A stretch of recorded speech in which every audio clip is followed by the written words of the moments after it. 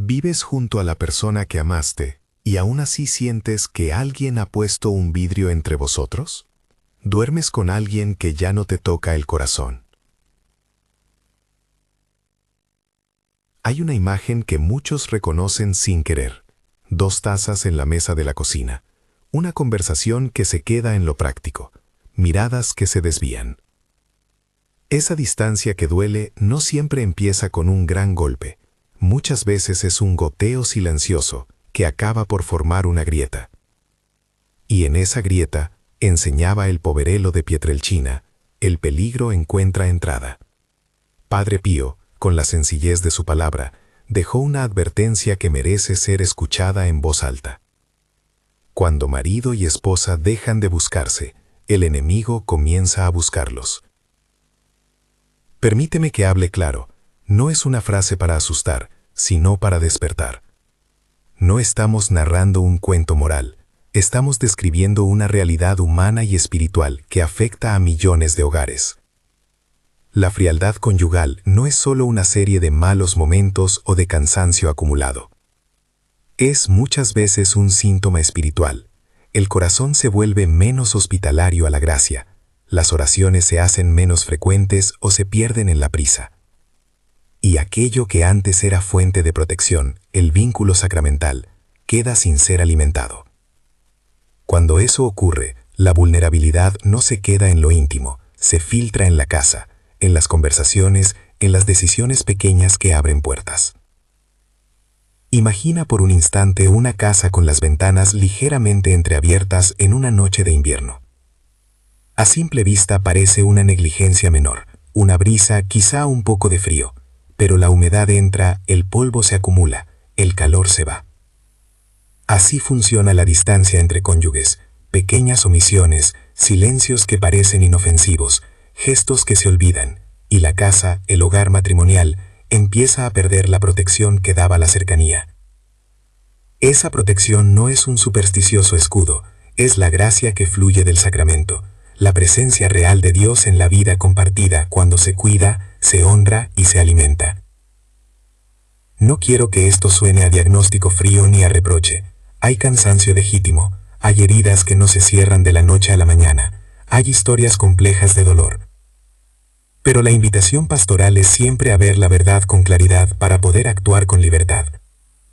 Si te reconoces en esto, escucha sin juzgarte. Estás ante una llamada a la vigilancia y a la esperanza. Primero, conviene entender con precisión 3 consecuencias espirituales que suelen nacer de esa frialdad.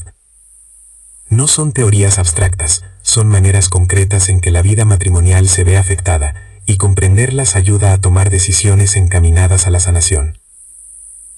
La primera consecuencia es el endurecimiento del corazón.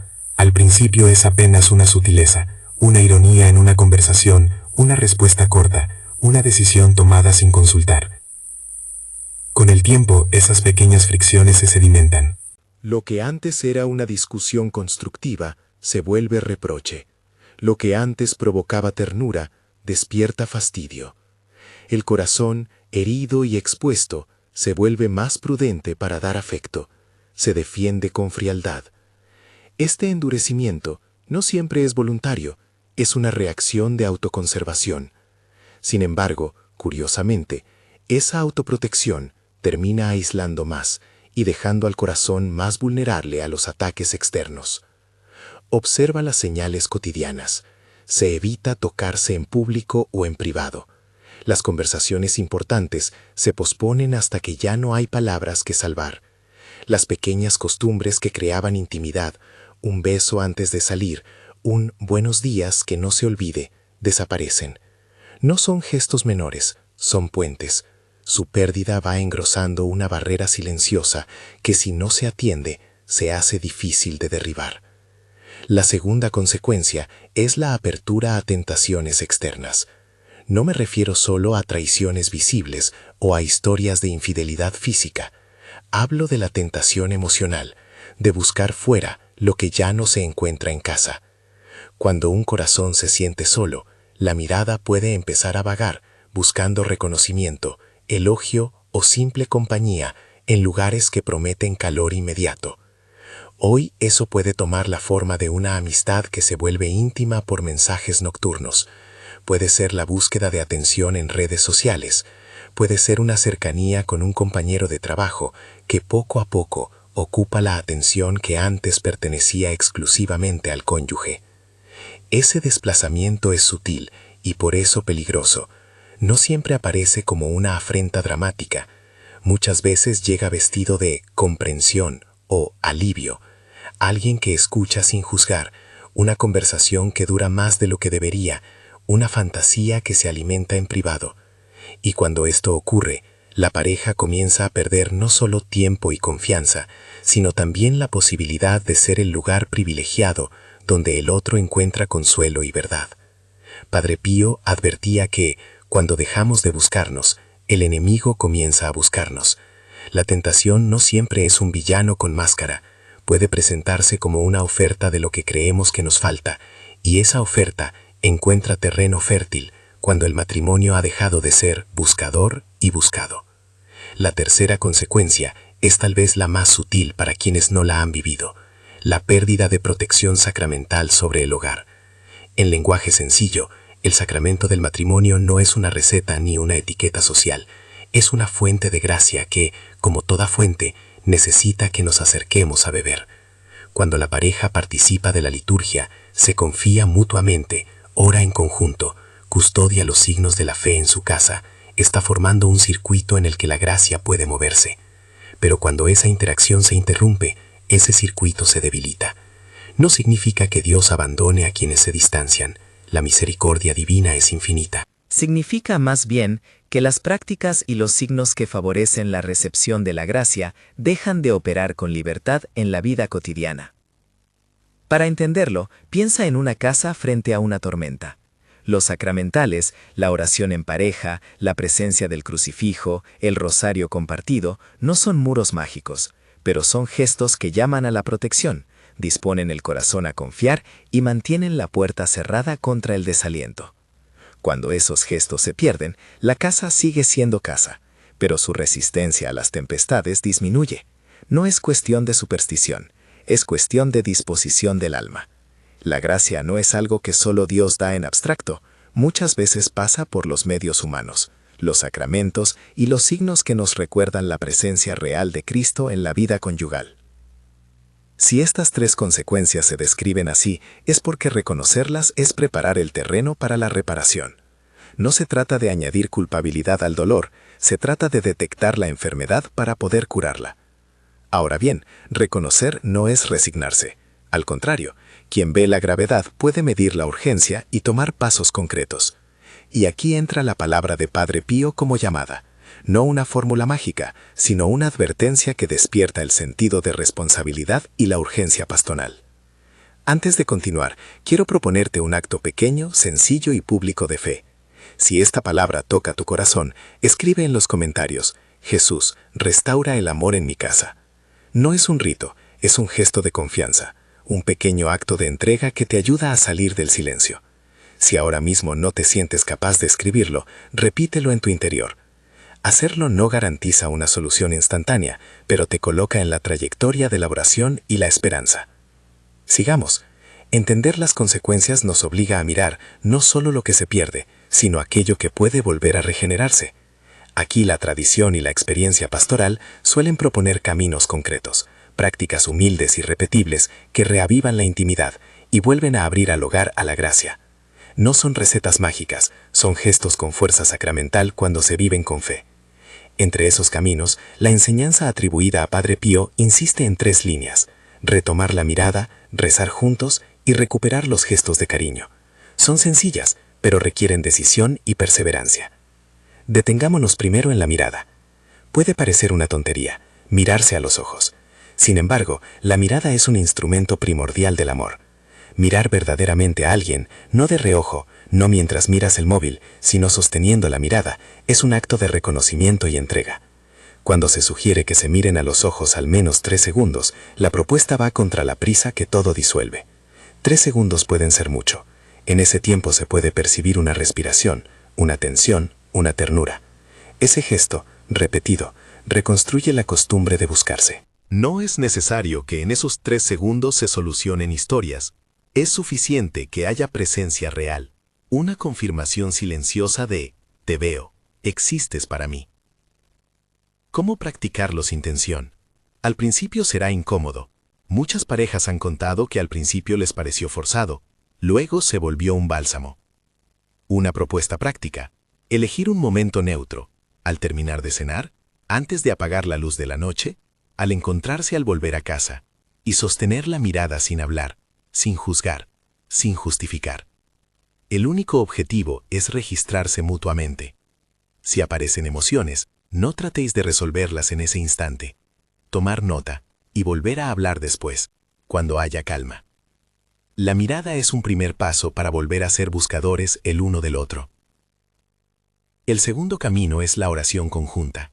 Rezar en pareja es una disciplina que restaura la dimensión sobrenatural del vínculo. No hace falta empezar por horas de devoción. La práctica recomendada muchas veces es sencilla y asequible. Rezar un Padre Nuestro antes de dormir, decir un Ave María al despertarse, ofrecer una breve plegaria en el vehículo antes de salir. Hay parejas que encuentran en el rosario compartido un espacio de profunda unión. No porque repetir sean palabras vacías, sino porque el rosario crea una cadencia donde el corazón aprende a rezar en unidad. Padre Pío, conocido por su devoción mariana, enseñaba a confiar en el poder del rosario y en la intercesión de la Madre. Dice la tradición que cuando la pareja reza junta, algo en el hogar cambia, las prioridades se reordenan, la misericordia encuentra más por donde entrar, y la casa vuelve a ser templo. Pero conviene decirlo con claridad: rezar juntos no sustituye el trabajo personal o la terapia cuando hace falta. Si hay heridas profundas, es prudente buscar acompañamiento profesional, además de la guía pastoral. La oración y la terapia no son alternativas, sino complementos que sanan desde distintas dimensiones de la persona. Rezar en pareja es un medio privilegiado para llamar a la gracia, para pedir fortaleza y para iluminar los pasos concretos que deben darse. El tercer camino es recuperar los gestos de cariño, las pequeñas cortesías que no parecen mucho y sin embargo sostienen la ternura. No hablo de grandes declaraciones heroicas, sino de acciones diarias. Tomar la mano al cruzar un pasillo, un abrazo de 3 segundos antes de salir, una bendición mutua en la noche, un mensaje breve a mediodía que diga «te pienso». Estos gestos no resolverán por sí solos problemas complejos, pero generan un aire más hospitalario en la casa. Recuperar la costumbre de tocarse con respeto y ternura restituye una memoria corporal del afecto que la mente sola no logra. Hay una razón práctica para empezar por estos 3 caminos. Son accesibles, requieren poco tiempo y no dependen de condiciones externas. No son soluciones instantáneas ni garantías, pero abren puertas. Pueden ser el inicio de un proceso en el que la gracia encuentre terreno favorable para actuar. A medida que se retoma la mirada, la oración y el gesto, surgen preguntas inevitables. ¿Y los sacramentales, como el agua bendita o el crucifijo, tienen un papel real? ¿No son superstición? Aquí es donde conviene distinguir entre fe y magia.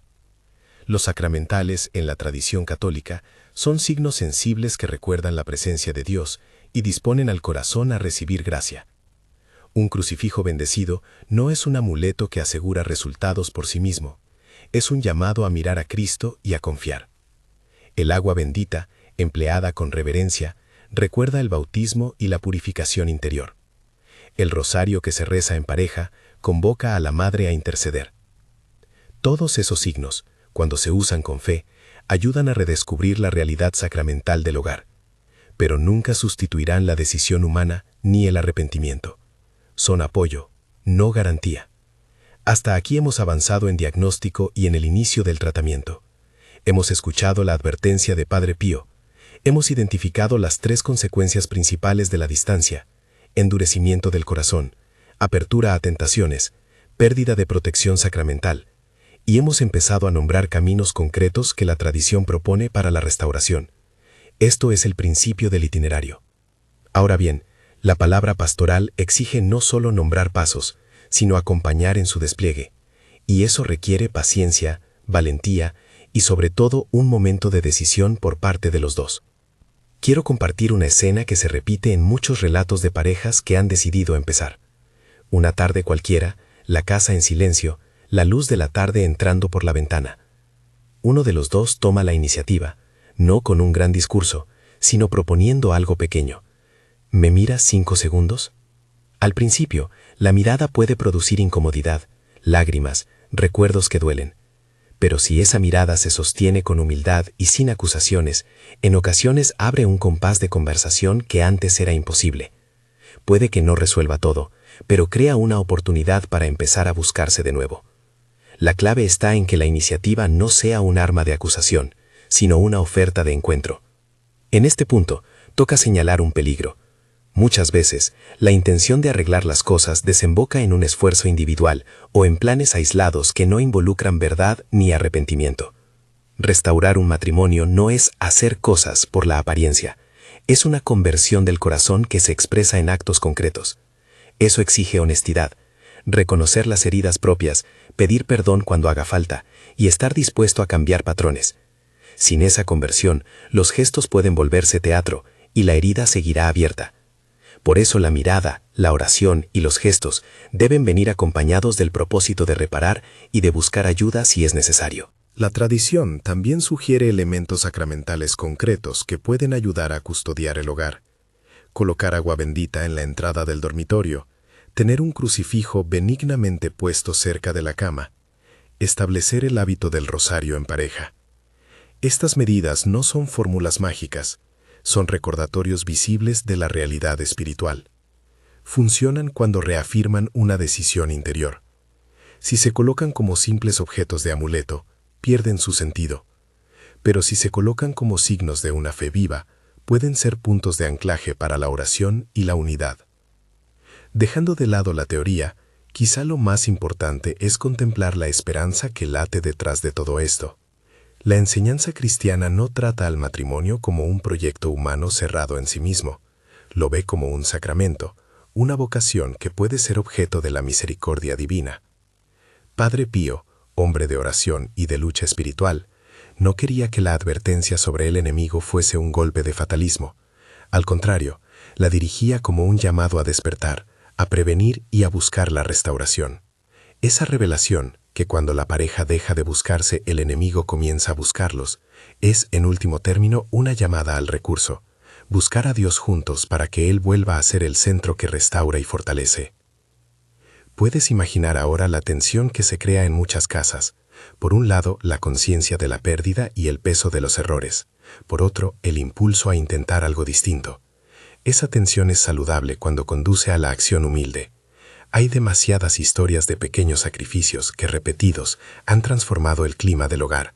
Y hay también historias donde se necesitó acompañamiento pastoral y profesional para sanar heridas profundas. Ninguna de las dos rutas invalida a la otra. La fe y la sabiduría humana pueden y deben caminar juntas. Justo cuando muchos creen que lo único que queda es resignación, la tradición cristiana ofrece una imagen poderosa, la de María entrando en la casa. No como una evasión de la historia personal, sino como la madre que intercede y acompaña el camino de la conversión. La presencia de María no anula la responsabilidad humana, la ilumina. Al contemplar esa imagen, muchas parejas encontraron coraje para dar pasos pequeños pero constantes.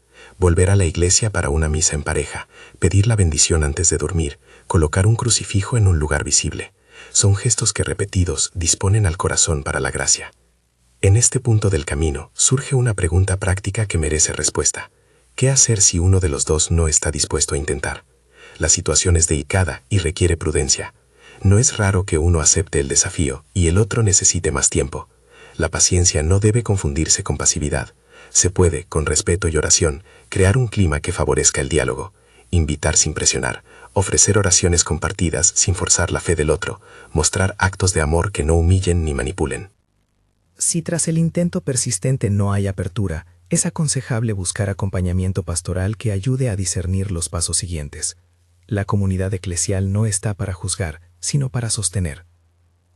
A este punto la historia que hoy te propongo no concluye. Hemos visto el diagnóstico, hemos nombrado consecuencias, hemos empezado a hablar de caminos concretos. Falta profundizar en cómo llevarlos a la práctica en la rutina diaria, cómo integrar los sacramentales sin caer en la superstición, y cómo construir una red de apoyo que incluya confesión, acompañamiento y cuando sea necesario, terapia. También es necesario guiar una visualización y una oración para pedir la intercesión de María y de Padre Pío, y ofrecer una fórmula de consagración simple para quienes quieran dar un primer paso juntos. Todo eso merece tiempo y un lenguaje que respete la complejidad de las historias humanas. Antes de seguir, regresa a ese momento de honestidad. ¿Qué es lo que más te pesa ahora mismo? ¿La soledad en la noche, la falta de diálogo, la sospecha o el cansancio? Sea lo que sea, no lo ignores. La confesión de la propia necesidad es el primer acto de coraje que inicia la reparación. No te apresures a buscar soluciones rápidas, más bien decide hoy volver a ser buscador y buscado. Si la palabra de Padre Pío ha tocado algo en ti, si sientes la urgencia de actuar, permite que el gesto que te propuse al inicio sea un pequeño puente. Si lo hiciste, si lo escribiste en los comentarios, has dado un paso espiritual, has salido del silencio. Guarda esa valentía. Y si no lo hiciste, toma un respiro y permítete repetir la frase en tu pecho. Jesús, restaura el amor en mi casa. Ahora que hemos plantado las bases, en el próximo tramo vamos a entrar en lo práctico y lo concreto.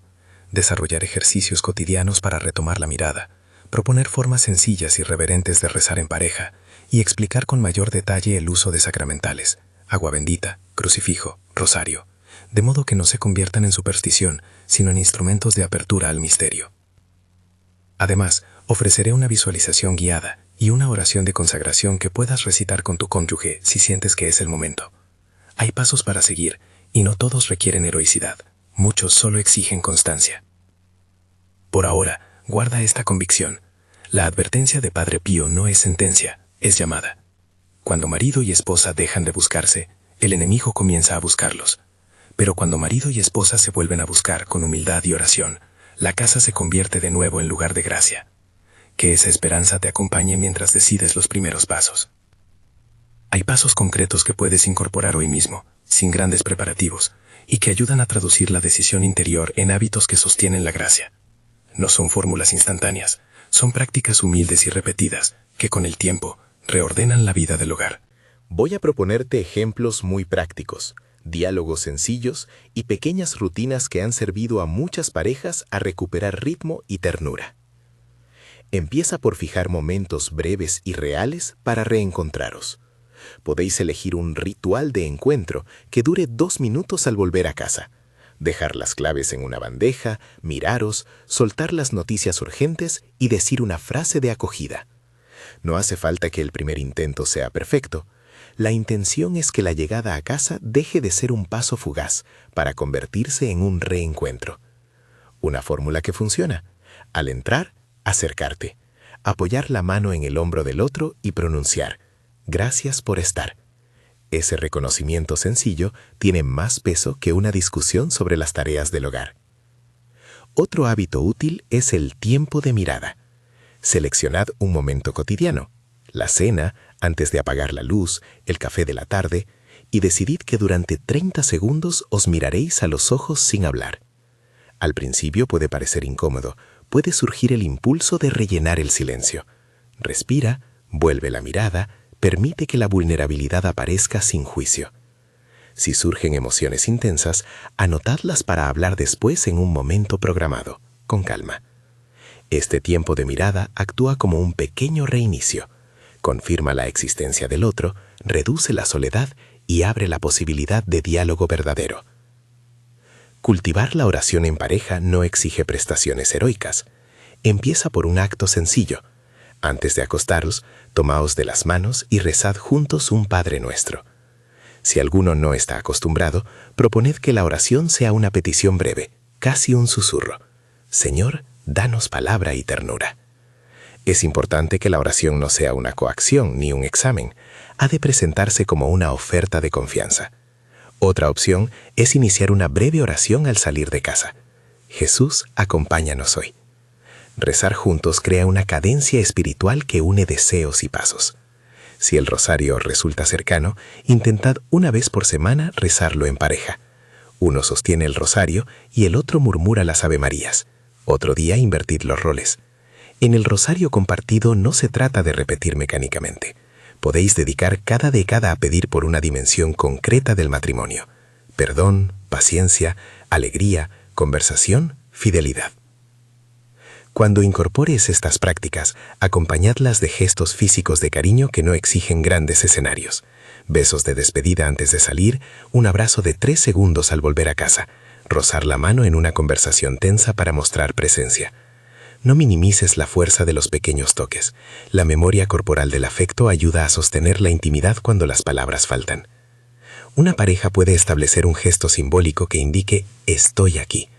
Quizá un toque en la mesita antes de dormir o un mensaje diario que diga «pienso en ti». Lo importante es que los gestos sean consistentes y sinceros, no teatrales. En paralelo a estos hábitos, hay prácticas sacramentales y devocionales que conviene integrar con prudencia y reverencia. Si en vuestra casa queréis disponer signos que os recuerden la presencia de Dios, hacedlo con sentido y no como superstición. Pedid a vuestro párroco que bendiga un crucifijo para la pared del dormitorio si os viene bien. Colocad una pequeña botella de agua bendita junto a la entrada del cuarto, no como protección automática, sino como recordatorio del bautismo y de la purificación que pedimos. El crucifijo, bien situado, puede ser un punto de referencia en las noches difíciles. Mirarlo juntos antes de dormir y decir una breve plegaria puede cambiar el tono de la despedida.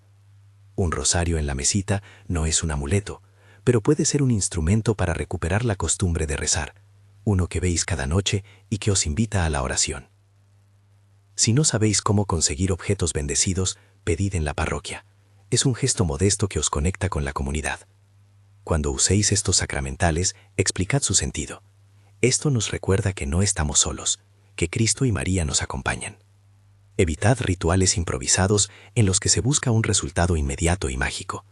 La oración y los sacramentales son acompañantes que disponen el corazón para la acción de Dios, no atajos que sustituyan la conversión personal. En ocasiones, la distancia es profunda y hay heridas que exigen más que pequeños gestos, heridas de rechazo, de infidelidades, de traumas pasados. En esos casos, la fe y la ayuda profesional deben caminar juntas. Si hay emociones que bloquean la comunicación o comportamientos que se repiten, buscad acompañamiento pastoral y terapia de pareja. La confesión sacramental puede ser un espacio poderoso para recibir perdón y aliento, la Eucaristía un alimento. La terapia ofrece herramientas para reparar patrones y evitar el conflicto sin dañarse más. Pedid a un sacerdote o a un orientador de confianza recomendaciones de profesionales que respeten vuestra fe. Trabajar con un terapeuta no contraviene la confianza en Dios. Al contrario, puede ser el medio humano por el que la gracia actúa. ¿Qué hacer si uno de los dos se resiste a participar? No obligues ni manipules. La paciencia activa consiste en crear ocasiones de encuentro no invasivas. Ofrecer oraciones cortas en voz baja. Invitar a la misa dominical sin exigir una respuesta inmediata. Dejar gestos de cariño que no humillen. Acompañar al que no está dispuesto requiere prudencia y ternura. Ora por él o por ella en la intimidad. Pide en la comunidad oraciones y ofrece con respeto acciones que no causen rechazo. Si la resistencia persiste, busca el acompañamiento pastoral para discernir pasos sanos que no se conviertan en persecución ni en ritual de control. Ahora detallo un conjunto de ejercicios prácticos que podéis integrar en una semana para iniciar la transformación. No los tomes como un guión rígido, sino como una pauta adaptable. Empieza la semana con una cita de diálogo.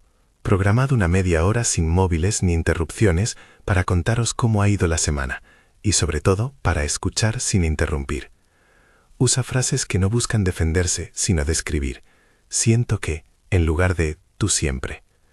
Al salir de ese encuentro, abrazad y decid una frase de esperanza.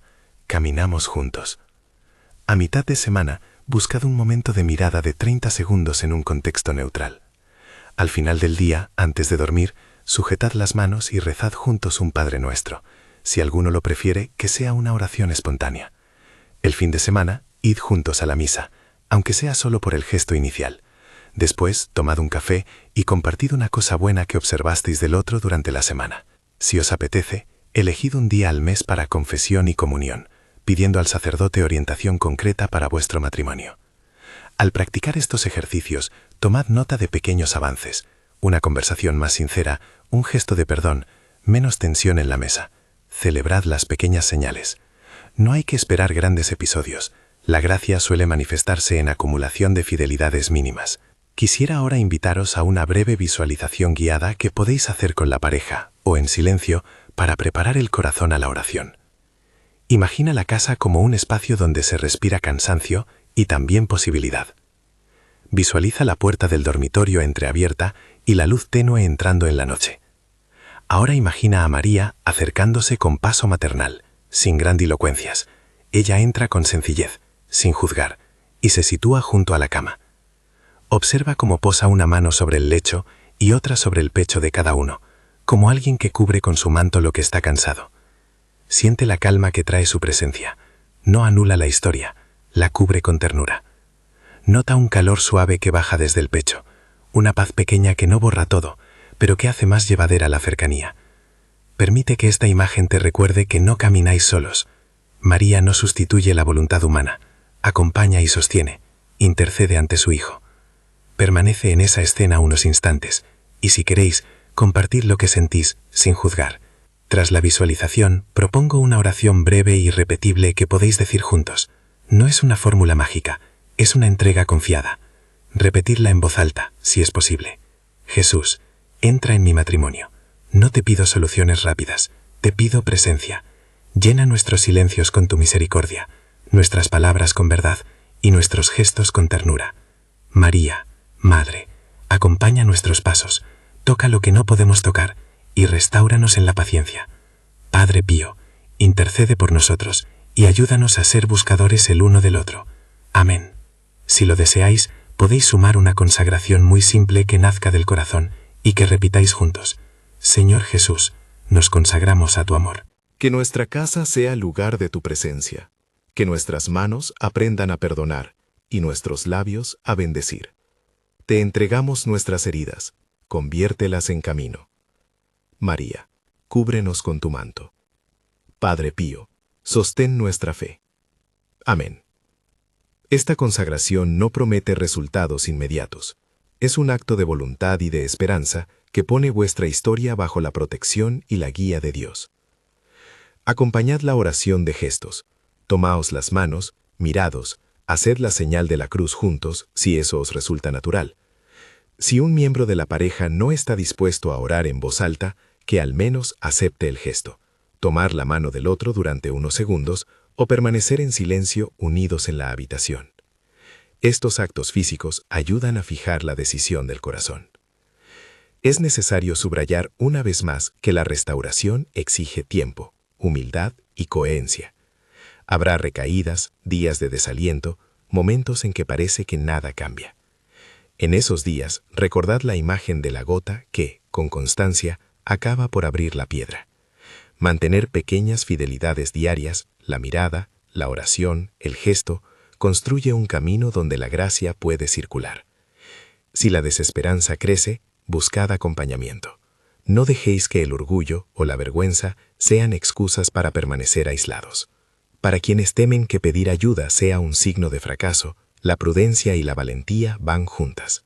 Pedir a un sacerdote que os acompañe, hacer una confesión sincera, consultar a un terapeuta que respete vuestra fe, unirse a un grupo de matrimonios para apoyo mutuo, todo eso es parte del camino. La comunidad cristiana no sustituye la responsabilidad personal, pero ofrece recursos y manos amigas para sostener el proceso. Llegamos ahora a la dimensión de la intercesión. Padre Pío, por su vida de oración intensa y su devoción a María, es un referente para muchos. Pedir su intercesión no significa atribuirle poderes humanos milagrosos, sino confiar que, como hermano en la fe, puede acompañarnos ante Dios. Podemos pedirle que, desde su cercanía a Cristo, interceda para que nuestras intenciones sean iluminadas, para que el arrepentimiento encuentre paso y para que el amor vuelva a surgir como decisión renovada. De nuevo, no se trata de buscar resultados fantásticos, sino de pedir apoyo espiritual para perseverar. Antes de concluir, quiero proponerte un pequeño plan de seguimiento para el próximo mes, una hoja de ruta sencilla que os ayude a mantener la constancia. Acordad 3 compromisos que podáis sostener. Por ejemplo, 1. Mirarnos a los ojos al menos una vez al día durante 30 segundos. 2. Rezar juntos una breve oración cada noche. 3. Programar una cita semanal de media hora para hablar sin móviles. Escribir estos compromisos y colocarlos en un lugar visible, como la nevera, Ayuda a mantener la responsabilidad sin convertirlo en una acusación diaria. Revisad el progreso cada domingo y celebrad los pequeños pasos. Finalmente, recibid una bendición pastoral. Que el Sagrado Corazón de Jesús habite en vuestro hogar, y que el Inmaculado Corazón de María cubra con ternura vuestras heridas. Que la intercesión de Padre Pío sostenga vuestra perseverancia, y que cada gesto cotidiano sea semilla de reconciliación. No prometo soluciones rápidas ni finales mágicos. Sí os garantizo que la fe práctica, acompañada de decisiones humanas y de ayuda cuando hace falta, es un camino real hacia la restauración. Si este mensaje te ha sido de consuelo, te pido una cosa.